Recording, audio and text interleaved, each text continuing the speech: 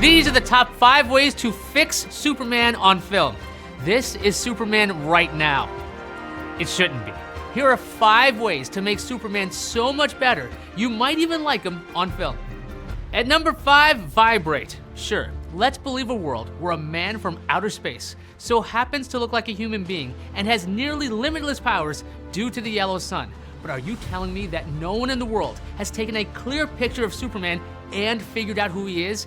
Between facial recognition tech and everyone having a camera in their phone, his secret identity should be blown by now.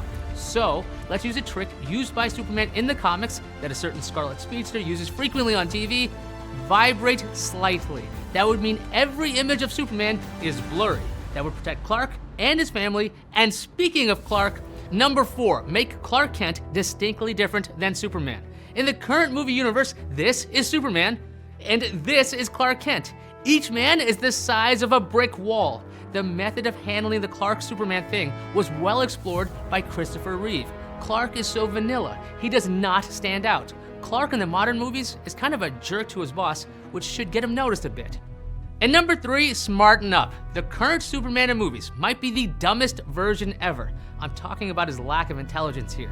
He's not the smartest character in comics, but he should be able to put together a few thoughts at any given time that could avoid all kinds of messes in Batman v Superman: Dawn of Justice. Spoiler upcoming. Is there any reason he couldn't have one of his peers use that kryptonite spear instead of deciding to do it himself? That's just one instance of super stupidity. And number 2, cheer up. No one really trusts Superman in the movies. Why? I don't know. Maybe smile more? How about talking more? Superman is so dour. Perhaps he'll be more cheery after he comes back from the dead. At number 1, let him be good.